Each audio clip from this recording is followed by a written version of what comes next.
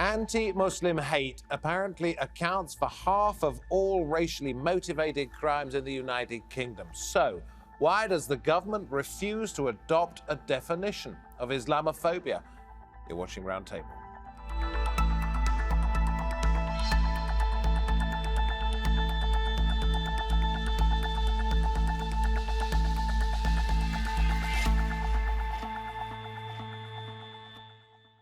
You know, it may be just a matter of the little details, the words, but surely they matter. The Conservatives here saying that there are already enough laws to protect Muslims from hate speech and actions, but others in the UK Parliament have come up with their own definition of Islamophobia, and it's proving divisive.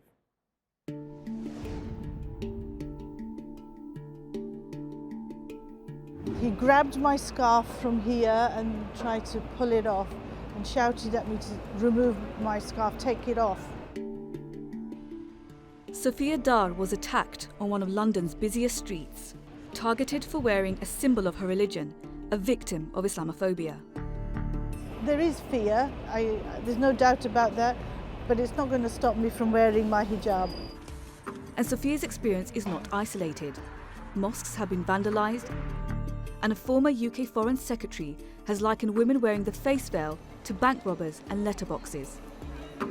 Many Muslim communities across Britain say they've been left feeling scared. In 2017, Darren Osborne drove into a crowd of worshippers leaving a mosque in North London. One man died and 9 others were injured in what police called a terrorist attack. British Muslims have often found themselves the subject of controversial media headlines and say this has helped to fuel the rise in anti-Muslim hate. One group of British MPs says it's time for an approved definition of Islamophobia to help root out the problem. They say Islamophobia is rooted in racism and is a type of racism that targets expressions of Muslimness or perceived Muslimness. Like there is a law about anti-Semitism, we shouldn't say anything against the Jews, and it's correct for that to happen, so there should be the same for Muslims. Things for Muslims are getting worse in Britain. British Muslims make up around 5% of the UK population. But last year, over half of victims of religious hate crimes were Muslims. 47% of Britons think the country has become less tolerant of Islam and Muslims. Statistics and evidence show Islamophobia is on the rise. Many Muslims in Britain feel under constant attack, and the situation seems to be getting worse. Part of tackling the problem is to identify it. So should the UK government define Islamophobia to help Muslims feel safer in Britain? Pleased to say that joining me at the round table today we have Afzal Khan MP from the all-party parliamentary group on British Muslims. It put together the definition after months of consultation. Mohammed Amin is here too, chairman of the Conservative Muslim Forum, has his own thoughts on this. And Imran Shah is here too from the Muslim Public Affairs Committee. Warm welcome to each and every one of you. Afzal Khan, let me ask you first of all, why was a definition needed? Because the Conservative government says enough laws are in place to protect people from illegal actions. Well, the Conservative government is wrong. If you look at the evidence, the last 20, 30 years, it's building that actually there is a real problem with this area. We've seen the Runnymede Trust report. They came earlier on, then 10 years down the road, they then follow up. Nothing has changed, things are getting worse. Their own evidence from the stats from the government is showing things are getting worse. So every angle you look at, you can see the situation is getting worse, and government's actually not doing anything about it. I'm not sure anybody denies that there's a problem here, but what difference is this going to make? I mean, yeah, the laws are there.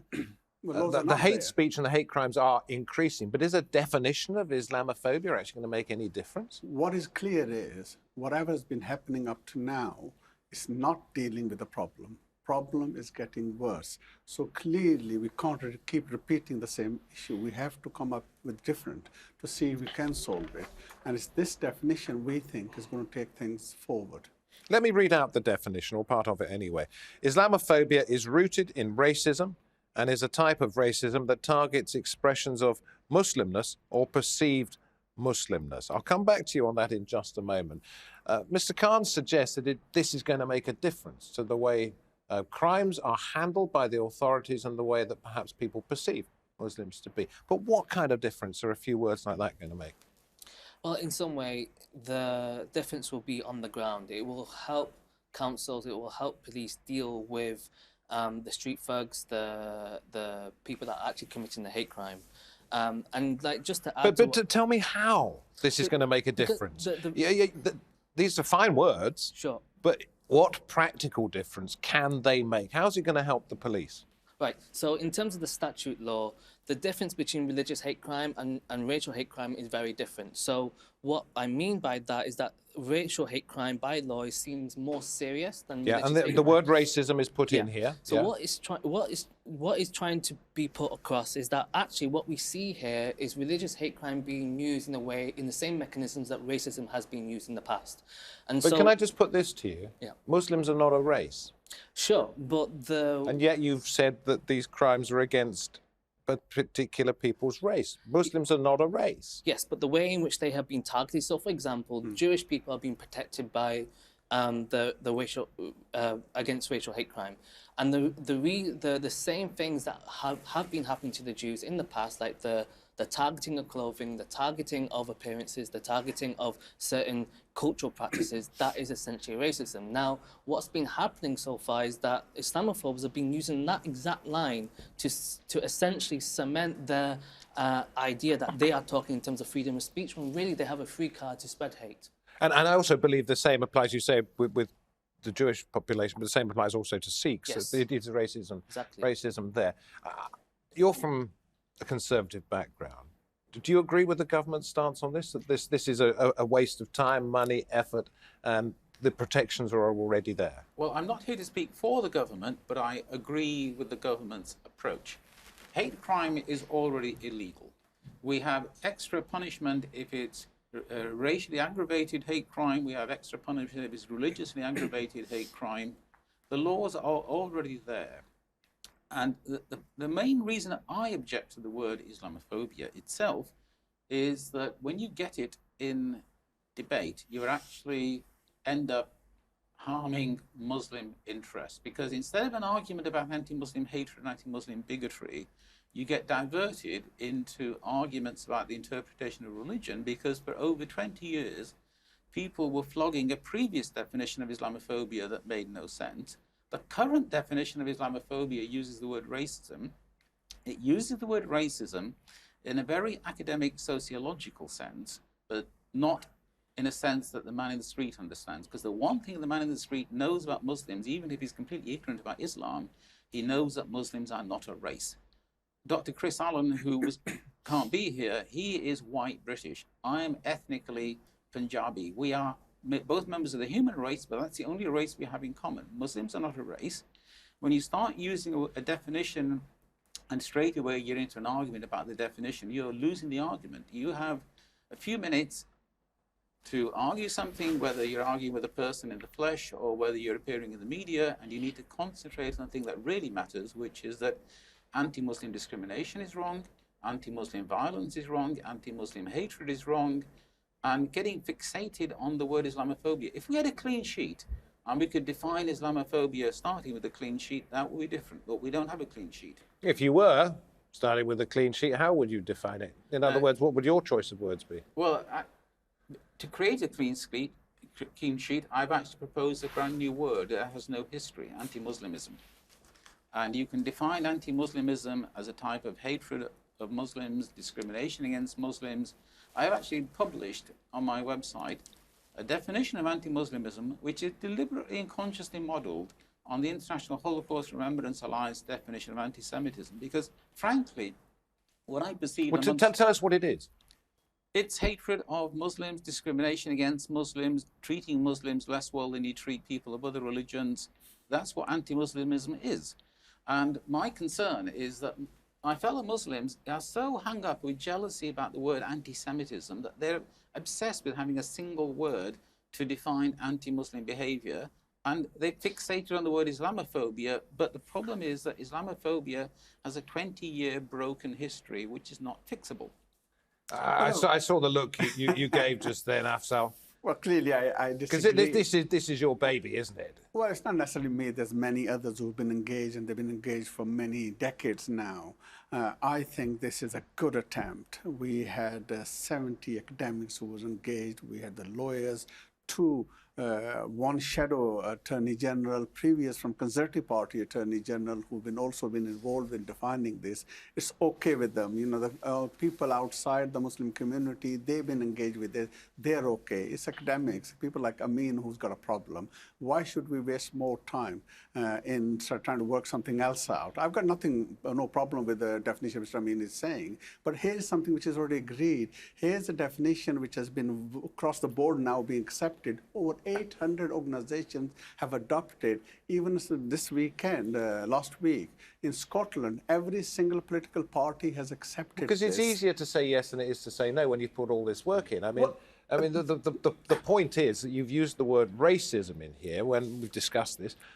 Muslims are not a race, and you talk about the differences between different types of Muslims, and you say it's jealousy. Jealousy, what do you say to that? But what I say is, look, the laws we've already had, if you look at this hate crime that's been mentioned here, yeah, and aggravated with the religious, in the last nearly 10 years, only 6 people have been actually charged. Clearly, when you look at the reality of the Muslims who are suffering day in, day out, that is not what's happening. It's a huge. If you look at the students, what's happening? If you look at the graduates, they have to apply 3 times more. If you look at the jobs, they are 3 times virtually more unemployed. Every field you look at, there's a problem. So clearly, we can't just sit back. We need to have a real go at this. Job discrimination on the grounds of religion is already illegal. So, anytime you want to jump in, please don't wait for me. Yeah. I feel it's quite appalling to hear that Muslims are jealous of the Jewish community for their definition of anti-Semitism. Look, the Muslim community are suffering out there. They are suffering from the media, from politicians, on the street, in the workplace, on every level of society. Clearly, if the police could prosecute, if the CPS could prosecute these people, whether they are spreading hate in the media or on pedestals in demonstrations, they would be easy to prosecute. There is an issue with the law. There is no definition of Islamophobia or anti-Muslim hatred for that matter. And the problem is that we don't. There is therefore no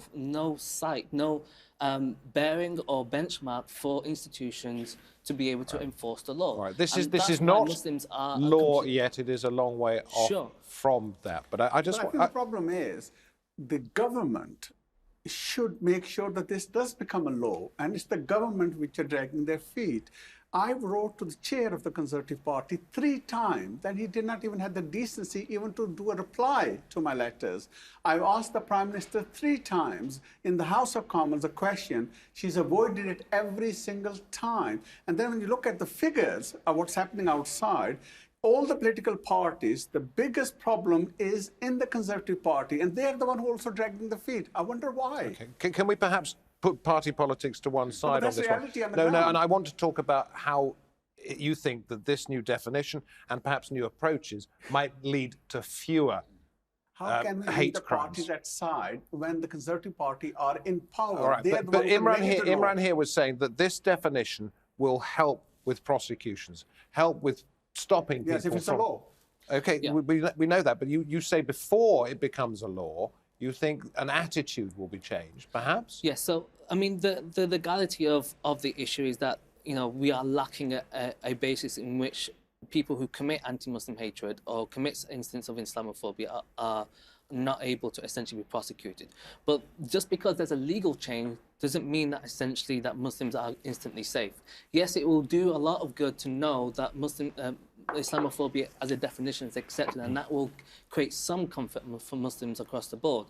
But really what we need is a cultural shift. Yes, okay, if a law is passed as an act of parliament, police need to be trained, local authorities need to essentially filter that through their public institutions, and there needs to be a cultural shift. If we don't have that cultural shift, then really, in the same way we have racism in the media, we have racism amongst politicians, we'll still have Islamophobia amongst media and politicians. And so that will never really go away.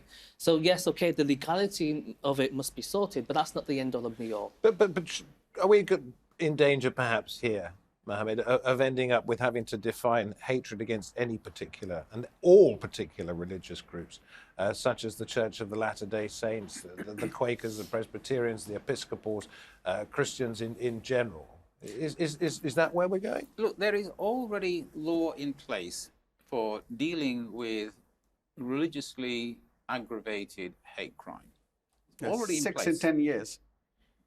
What is coming out now from my colleagues' comment is actually they're not really looking just for a definition of Islamophobia. They want to change the law on what constitutes religious hatred.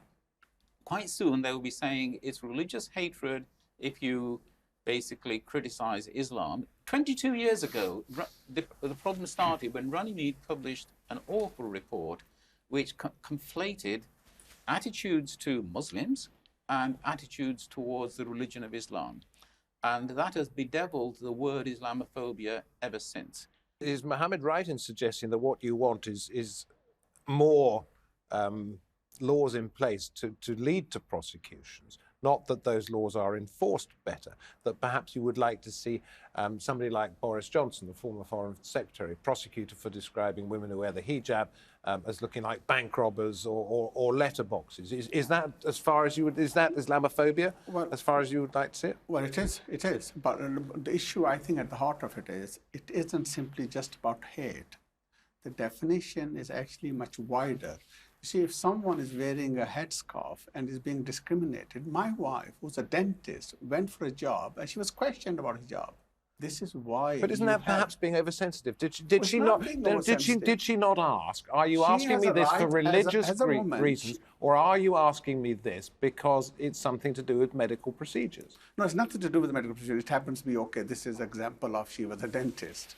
No, that's not what the issue is. The issue ultimately is when you look at all these figures, Muslims' lives are having impact on this because of who they are.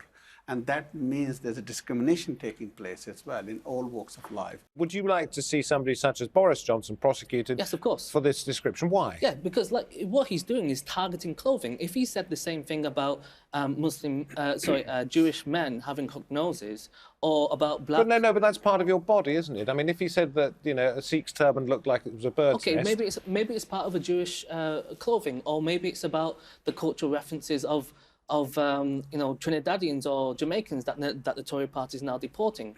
Whatever it is, the targeting and the vilification of those Muslim women and the hate crime it created as a response, he has to be responsible for that, especially for a person in power. So why not? But I understand that hate crimes are going up, and I do understand that Muslims are being unfairly targeted.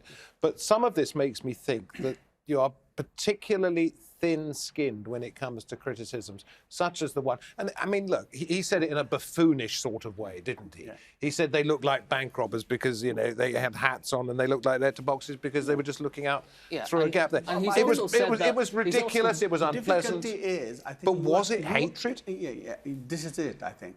The issue is, if you narrow it down simply just to the hate, you're not going to solve it. So it's not simply a question of persecution. It's also about policies. What policies are being implemented in different institutions? How is it that each institution can ensure every person who works in that institution has a fair crack at it?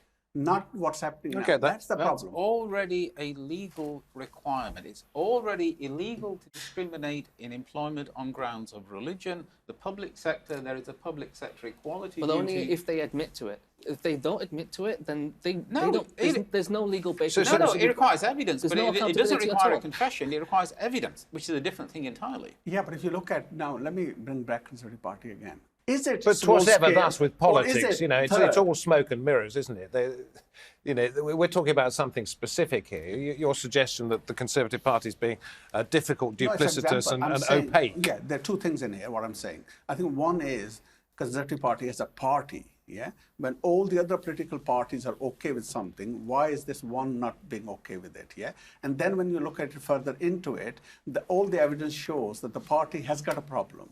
And when you get people like Mohammed Amin, Saida Barnas Warsi, all from within the Conservative Party saying that, look, you should look into it, and they keep denying it. Are you not doing this to draw attention away from the fact that the Labour Party, it's being suggested, is institutionally anti-Semitic by suggesting that the Conservative Party is dragging its feet because it is anti-Muslim in some way? Not at all. I'm one of those, and Amin will know this, who's been engaged with the Jewish community. When I was a member of the European Parliament, I was involved with getting the Hira definition through.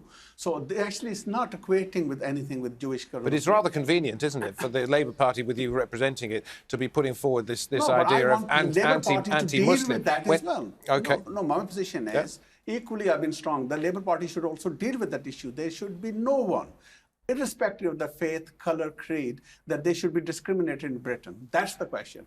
Look, the reason why the Tory party is not accepting any definition of Islamophobia is quite simple. Why would they give anybody a big stick for them to be hit by?